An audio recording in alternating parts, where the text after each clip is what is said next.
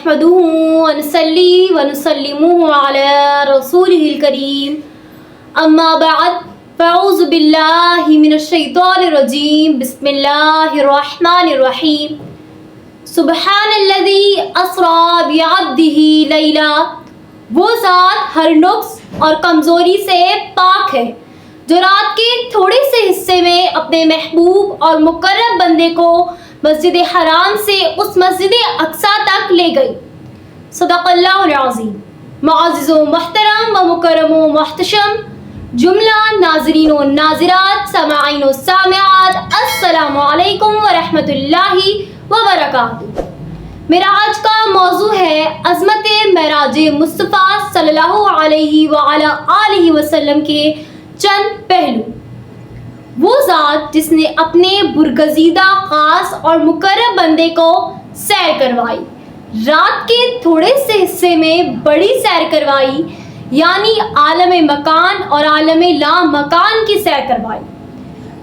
مادی اور بشری سفر مسجد حرام سے لے کر مسجد اقصیٰ تک مکمل ہوا، پھر مسجد اقصیٰ سے عروج شروع ہوا، گویا آپ خلا میں داخل ہو گئے، جو کرا عارضی سے لے کر پہلے آسمان تک کے حصے پر مشتمل ہے، جس کو آج کی سائنسی زبان میں اسپیس کہتے ہیں۔ آپ صلی اللہ علیہ وسلم جب پہلے آسمان سے 7ویں آسمان پر پہنچے، جو جبرائیل امین کا مقام ہے، اس پر جبرائیل امین بھی رک گئے۔ عرض کیا، یا رسول اللہ صلی اللہ علیہ وآلہ آلہ وسلم، میرا اس سے آگے جانا ممکن نہیں، کیونکہ آگے اللہ رب العزت کی خاص تجلیات کا نزول ہو رہا ہے، میں اس کی طاقت نہیں رکھتا۔ براق کی سواری۔ آپ صلی اللہ علیہ وآلہ آلہ وسلم کو سدرۃ المنتہا سے براق پر سوار کیا گیا۔ جب براق جو سراسر نور تھا بلکہ پیکر انوار تھا، براق برق کی جمع ہے، بجلی کو بانور کہتے ہیں، بجلی کو بانور کہتے ہیں۔ بجلی اور نور کی طاقت کا اندازہ اس سے لگا جا سکتا ہے۔ اگر ایک جگہ بجلی گر جائے تو انسان جل جاتا ہے۔ اس طاقت کا عالم یہ ہے کہ 1,84,000 میل ایک سیکنڈ میں طے کرتی ہے۔ براق ایک روشنی نہیں تھا بلکہ ملٹی پرلائٹ براق تھا، وہ بھی رک گیا، آگے نہ بڑھ سکا۔ رفرف کی سواری۔ وہاں سے رفرف پر حضور علیہ السلام کو سوار کیا گیا۔ رفرف ایک نوری تخت تھا۔ حضور علیہ السلام کو رفرف پر بٹھانے کا مقصد یہ تھا کہ حضور علیہ السلام کو اوپر بٹھا کر تخت نشین کر دیا گیا، گویا آپ عالم لامکان میں تخت نشین ہوئے اور ساری کائنات عالم بالا آپ کی سلطنت بن گئی۔ جب تخت رفرف پر جلوہ افروز ہوئے تو حضور علیہ السلام کو لامکان عبور کروایا گیا۔ ایک مقام وہ آیا کہ رفرف بھی رک گیا، وہ بھی آگے نہیں جا سکتا تھا۔ بقائے نور کی سواری۔ اب اگلے سفر کے لیے ایک بقائے نور یعنی خالص نور کا ایک جھرمٹ بھیجا گیا، جس نے حضور علیہ السلام کو کملی میں چھپا لیا۔ اس نور میں آقا علیہ السلام کو مقام دنی تک پہنچایا۔ پھر نور کے بعد آگے کچھ بھی نہ تھا، پھر نور کے بعد آگے کچھ بھی نہ تھا، رب تھا اور ایک مصطفیٰ صلی اللہ علیہ وسلم تھا، اور یہ مقام دنی تھا جس کو قرآن مجید نے کہا ثم دنا فتدلی۔ اب جب حضور قریب ہوئے، کچھ بھی نہ رہ گیا تھا، نہ بقائے نور رہا، نہ رفرف رہا اور نہ براق رہا اور حضرت جبرائیل علیہ السلام رہے، نہ عالم بشریت رہا اور نہ عالم نور رہا۔ عالم نور میں داخل ہونے کے لیے کوئی بشر براق پر سواری نہیں کر سکتا، یہ تو عالم انوار کی سواری ہے۔ اگر بجلی کی ننگی تار کو ہاتھ نہیں لگا سکتے، دراصل بجلی کی تار پر ربڑ کا مٹیریل چڑھا ہوتا ہے تو تار کم آتی ہے، اگر اوپر سے کٹ جائے، ہاتھ لگنے سے جان چلی جاتی ہے۔ تار نور بشر کا امتزاج ہے، اندر نور ہے، باہر بشر چڑھا ہوا ہے۔ تار کی وجہ سے روشنی ملتی ہے، ٹیوبیں جلتی ہیں، بلب جلتے ہیں، اجالا ہوتا ہے، اس سے الیکٹرک کا سسٹم چلتا ہے۔ اس دنیا کی مادی روشنی کو پھیلانے کے لیے رب نے ایک تار ایک ربڑ چڑھایا۔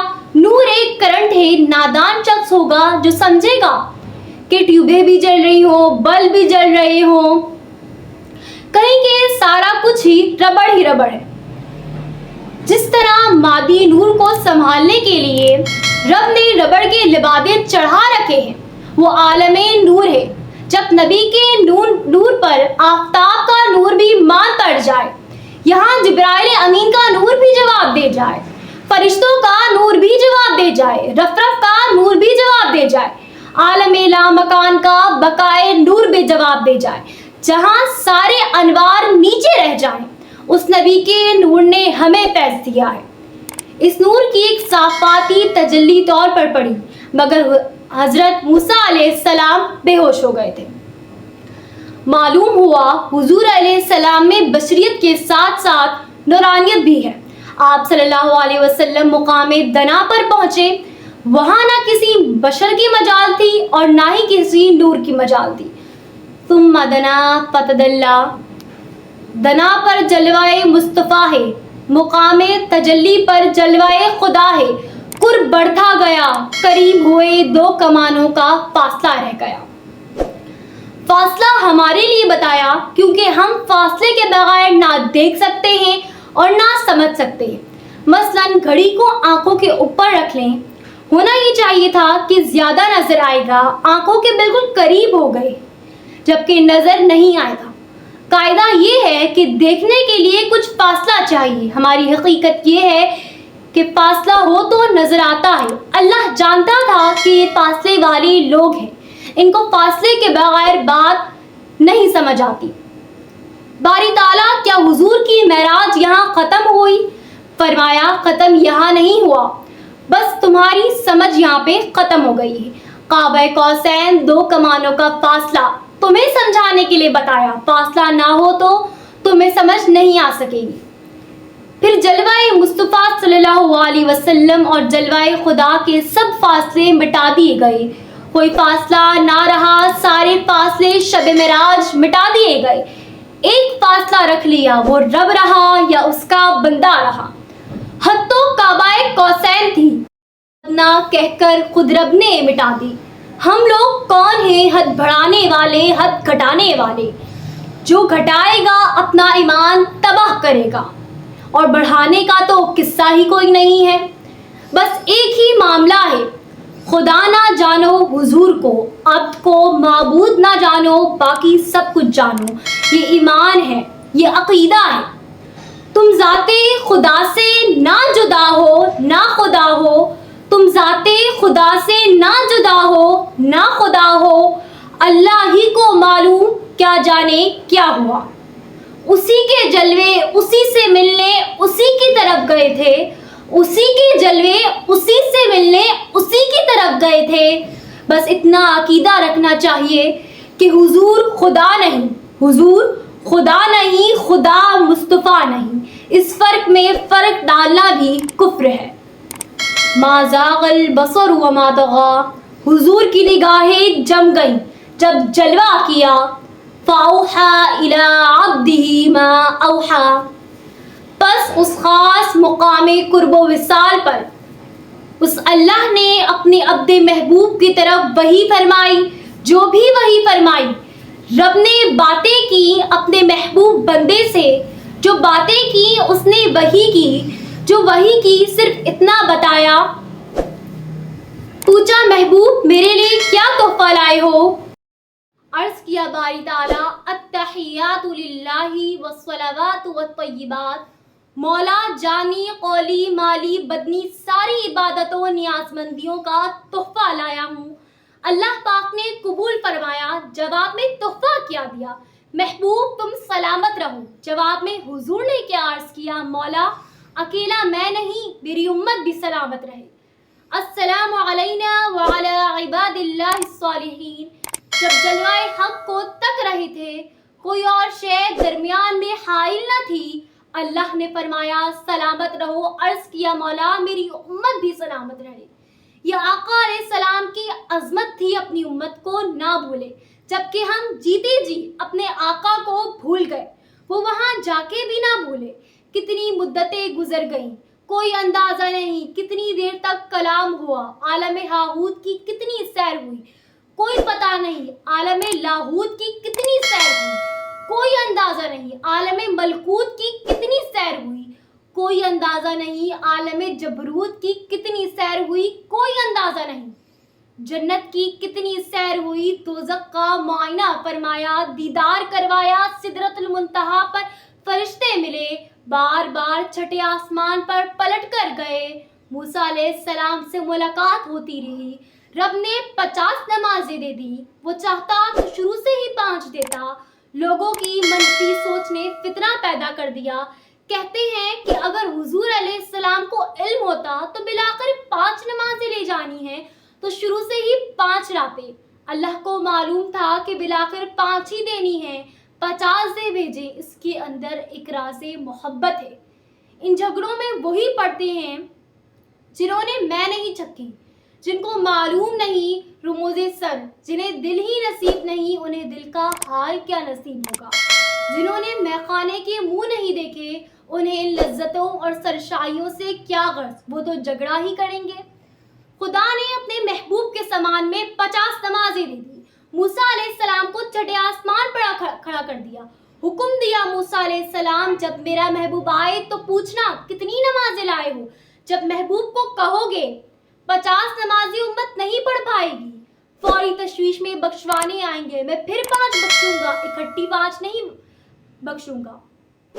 موسیٰ علیہ السلام پھر پوچھیں گے محبوب کتنی نمازیں ملی ہیں، فرمائیں گے 45، وہ کہیں گے حضور زیادہ ہیں کچھ اور بخشوائیں، پھر آئیں گے میں پھر 5 بخشوں گا، تو بار بار پلٹ کر بھیجتے رہنا، ادھر آئے گا تو میں تکتا رہوں گا، تیرے پاس آئے تو تو تکتے رہنا، سارے کام ہو جائیں گے۔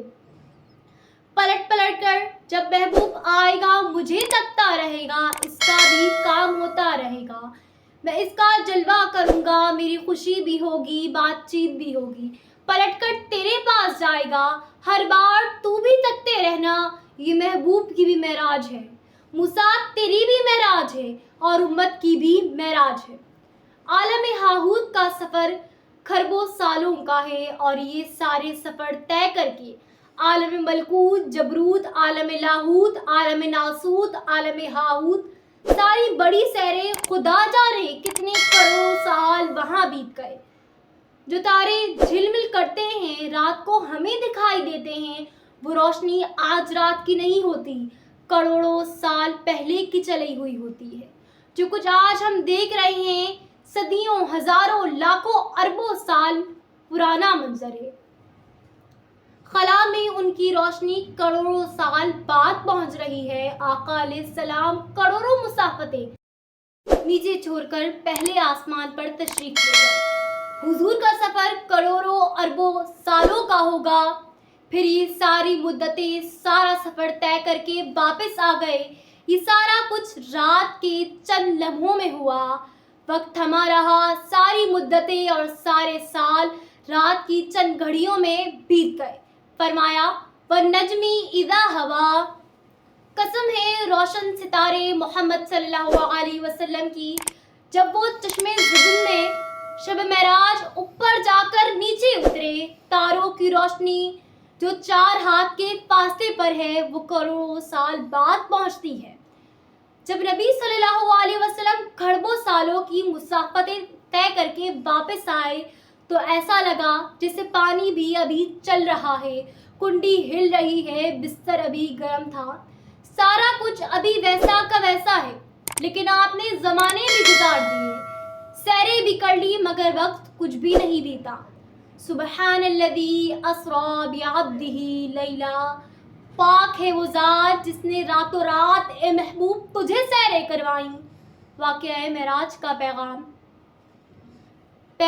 واقعہ معراج کا یہ ہے، جب حضور واپس آنے لگے تو اللہ نے نمازوں کا تحفہ دیا ہے، ہر فرض زمین پر ملا مگر نماز کا تحفہ اودنا سے ملا، اس لیے حضور صلی اللہ علیہ وسلم نے فرمایا نماز مومن کی معراج ہے، جو نماز پڑھتا ہے اسے قاب قوسین کی لذتیں نصیب ہوتی ہیں۔ وما علینا الا البلاغ المبین. والسلام علیکم ورحمۃ اللہ وبرکاتہ.